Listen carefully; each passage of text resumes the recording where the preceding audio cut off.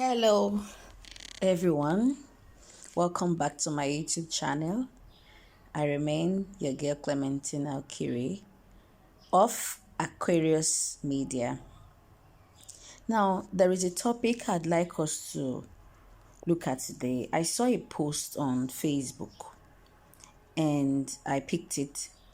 Someone posted it on a large platform on Facebook, and it reads: Parents must also prepare male children for marriage, not just the female child. Many husbands lack home training. This topic, as realistic as it is controversial, even when it ought not to be. So I picked up this post and posted it on my WhatsApp status in some private groups that I belong to. And I saw the reaction of some men who criticized the post. And in fact, by insinuations, they went on to say, okay, if training a man as much as a train a woman has become an issue or a topic to discuss, then it is better for men to remain single and let the women be.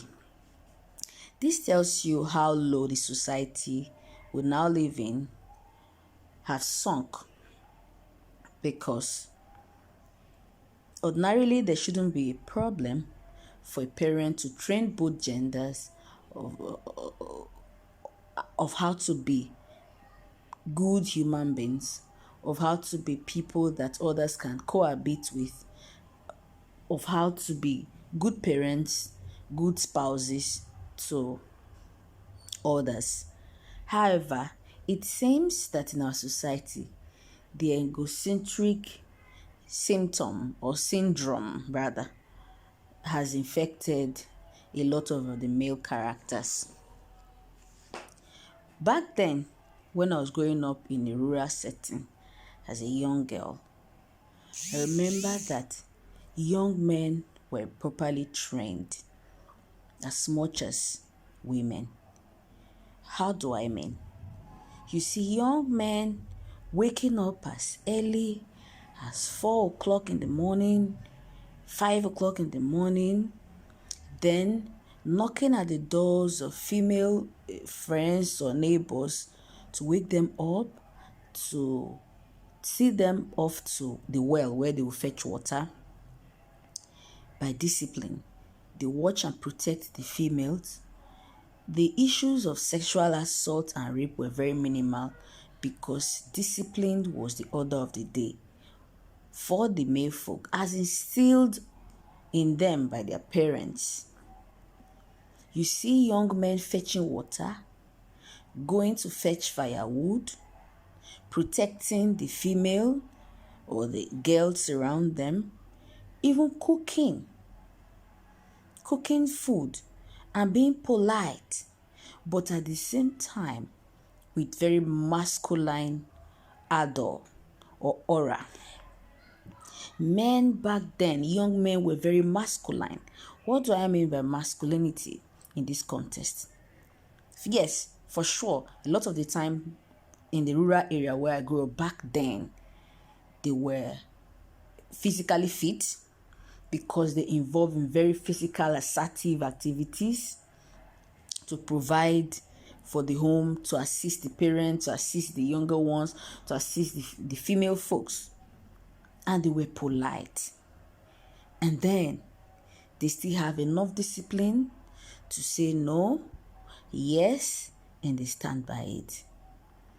They involve in sports with their fellow men, your fellow youngsters, young men, and a whole lot.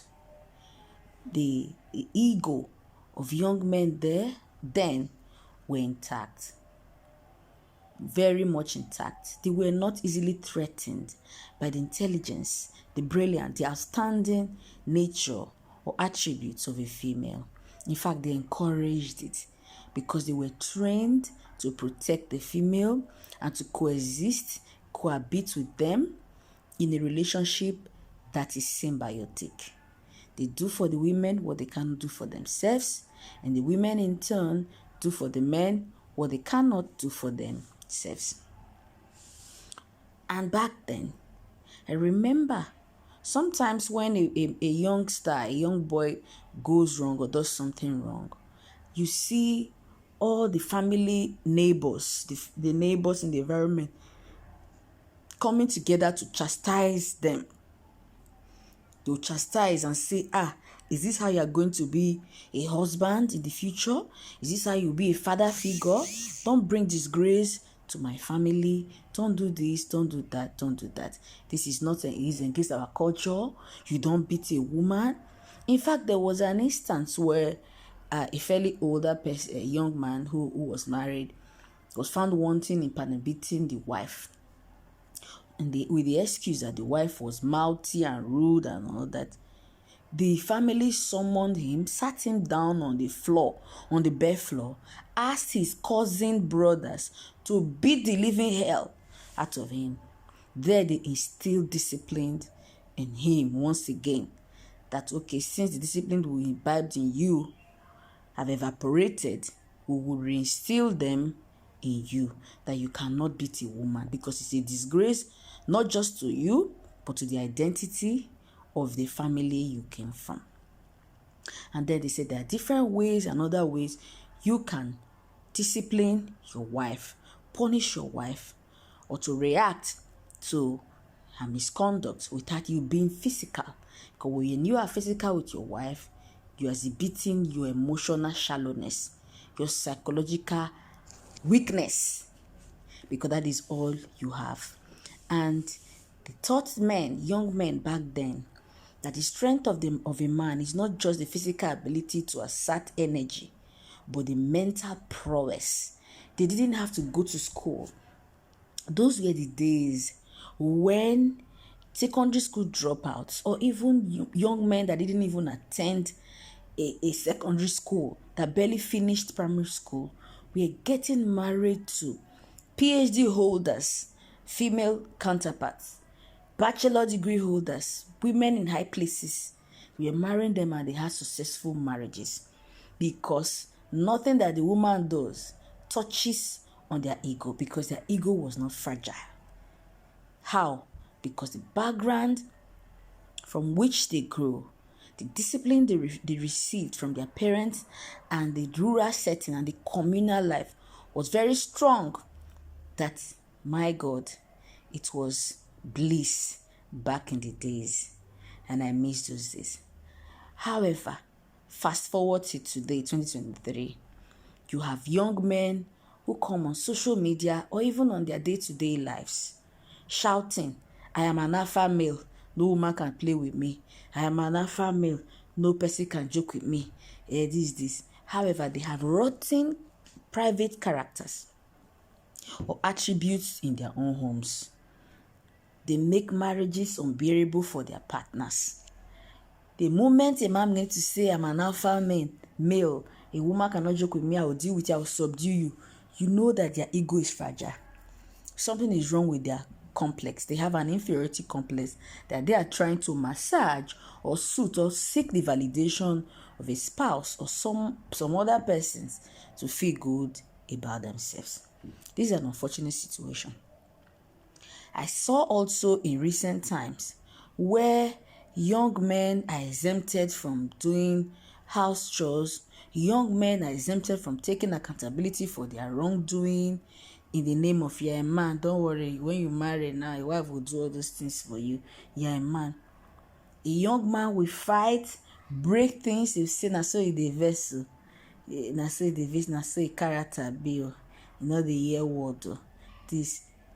That is an excuse for a young man that is, that lacks accountability. However, if you juxtapose that with the female counterpart who is a young lady, they will say, you can't do this. You must learn this, because you can't behave like this in your matrimonial home. You will not have a successful relationship if you continue like this. That same energy should also be channeled to the boy child, because the boy child needs all of this training, not just for the aim of being a better spouse in the future, but to be a good and a better person in the society, because the attributes, the character you exhibit at home certainly will be the same way you behave in public and in relationships with others, so that we can have a good and a re-engineered society where we work together in harmony with understanding, patience, and discipline, not just doing things anyhow. I recall back then as a young child growing up with my siblings, because I have majority of boys as my siblings. My mother did well to share the chores to us, and because I was older than the boys, I tend to, back then, I want to speak to them in a derogatory manner. They say, "You little boy, this, that." My parents then will frown at it, that yes, you may be an elder, but then you speak to them with mutual respect, because respect is reciprocal. Respect is earned. You don't force it out of people. People look at you and say that you are deserving of respect.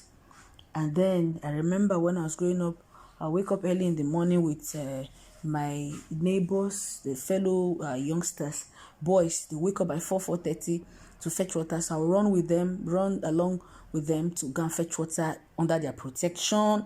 I wasn't afraid of being sexually violated. The discipline was tight. The emotional guard, psychological guard on everybody was very tight.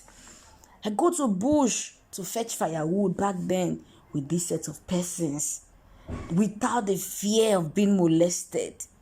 Never did it happen. Not once. I will follow them in the morning, we'll go and fetch water. Then when I come back, I'll take my broom, sweep outside.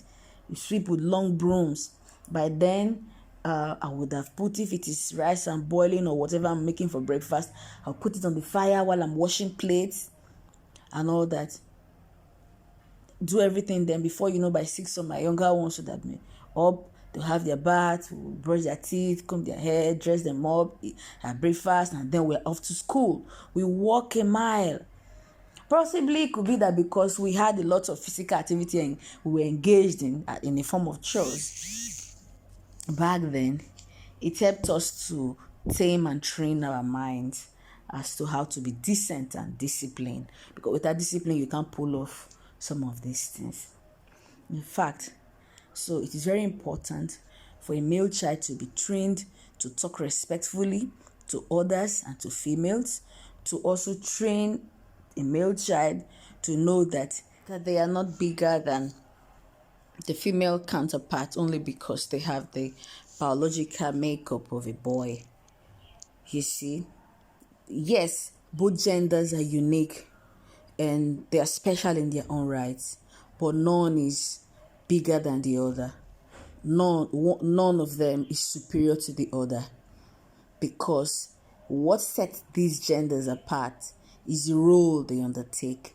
So we should not fuel the ego of either the young woman or the young man that we are raising as children to feel superior. Don't instill superiority complex or a God complex in any of the children you have. Train your boy child to say, "I am sorry," when they are wrong. Train them how to apologize and the attributes of a sincere apology. You cannot apologize to say, "I'm sorry, I slapped you, I slammed the door at you, or I broke something, but you caused it." That is a different topic entirely. An act of apology, the act of apologizing. Your apology must be sincere, must look and sound sincere, and you must show remorse. So, saying "I am sorry" is not a feminine thing. It is a human thing. Understanding the feeling of the other person when you are wrong or something is not right is not a feminine thing. It's a human thing. Knowing when to assist around the house when you're married or you are a sibling with children and younger children or with your own children is not a feminine thing. It's a masculine thing. It is a feminine thing. It is a human thing. So, know your roles. Pull off the roles well. Train your boy child that it is role that sets them apart. And the better you are at your role as a man of character, as a man of discipline, as a man who can say I'm sorry, as a man that can show remorse, a man that can say no, and my no is no, and say the reason why it is a no, the better version of themselves they are, the better reflection of the society they bring. So, energy should be concentrated on the boy child. Also, the breakdown of this masculine or masculinity in our society today is not just as a result of female, to my observation, revolting or wanting to say by fire by force, you cannot subdue me or subjugate me, I'm as important as you are. It is because of the lack of good parenting from the fathers of these boys' children. An absentee father cannot make a good impact on on a boy child. A boy child looks up to a man. They look at the father figure and they say, this is the kind of man I want to be.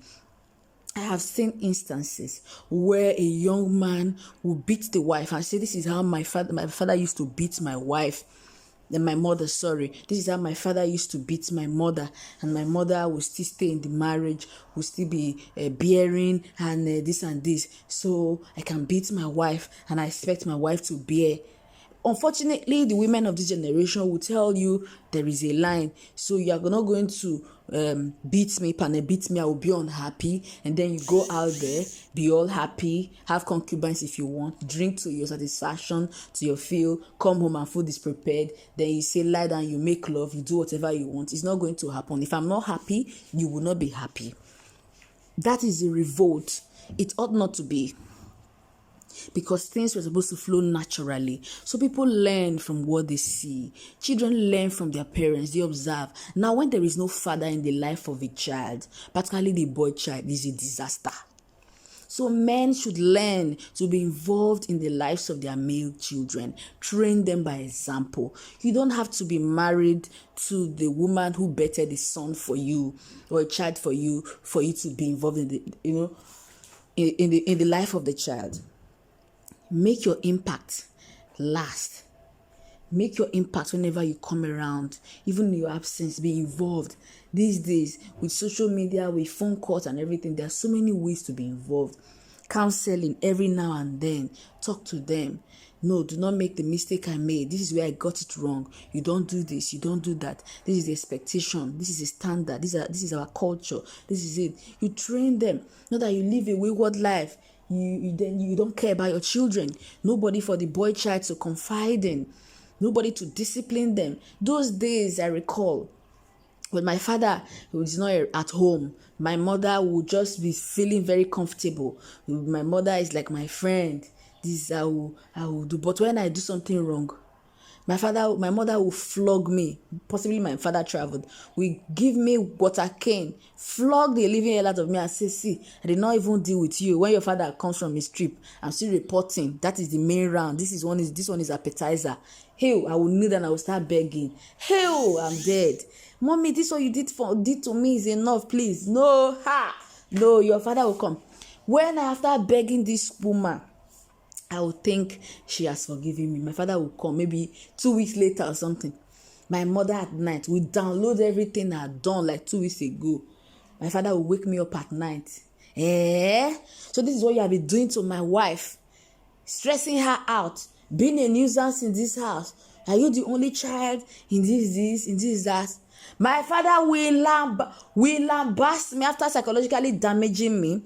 He will bring bulala, lie me down on the table, flog my bum, flog my entire back. Hey, oh God, my hands will be red, peel everything for me. I say that in my absence, the mention of my name should be the beginning of wisdom for you. Have I made myself clear? I will say yes, sir. And sometimes I will kneel down, raise my hand, I will sweat, I will be shivering. Discipline. Then afterward, the following day, he will still buy something, buy for me. That is how they show love then, compensate for the bad experience. And then when we misbehave, we don't want to read. Immediately we hear my father's vehicle coming. The book that we're not reading, we just carry the book form and start reading. Start looking at the book like good children. Oh, daddy, welcome, sir. This. We carry book and read. Say, my children are really reading. They are doing well. My mother will come and say, read it. Maybe it's because they heard it. That's why they jump everywhere. And then my father will start laughing. So that fatherly aura, that discipline is the role we are talking about. A woman cannot feel it all. The woman cannot be it all when it comes to raising children. The female children need to feel protected under the umbrella of fathers. Runaway and absentee fathers, you have messed up the society. Irresponsible mothers, you've messed up the girl child. Now women compete with men. Why? Because a lot of them are now raised in single homes. So they did not see a man growing up. They didn't grow up with a man as a father figure or a man. So they feel that, okay, they can do anything they want and go scot-free. There's no boundary. There's no limit. So when a man is coming to them in form of a husband, they say, wow, I grew up without a man figure controlling me or telling me anything, what to do and what not to do. So who is this person? There is a revolt. So the society has become dysfunctional. It begins with parents taking responsibility for the psychology, the well-being, the training, the discipline of their own children. You cannot say because you are a man, you will not do. In our house, where I grew up from, my parents ensured that when my brother grew, they cook. All my brothers, they cook. Can take turn and cook. They sweep. They lock windows. They clean the pans of windows on weekends, on Saturdays when we are doing environmental. They lay their beds. They wash their clothes. They go to market. If I'm not available or something is happening, they'll just go. But essentially that is for me. But then they still do it without grumbling. They clear the compound the same way I clear the compound. We do work inside. As much as I know that a lot of these are my roles as a female, they do it, and I do their role sometimes. It's interwoven. Just that being that one is your role, you do it more. But there's nothing stopping the other from doing it without doing it, and at the same time not complaining as though they are derogating him or something. There are times back then my father would tell my mom, please, I'm entering the kitchen, I want to cook delicious food for you people. Sit and watch the master. My father that doesn't cook all the time, we come out with a bombastic food. We will say that this is the same egusi soup we'll be eating in this house, or this is another. Say this is the same egusi, but this is the masculine version. We'll start laughing. Sometimes we'll fry eggs for us on Sundays and everything. This is a traditional man that grew in the village. This is a traditional man that grew in the village. You can imagine. He's a traditional man, called traditional man, that does not tolerate any rubbish. But look, my mother cannot fetch water. If my father will come, no.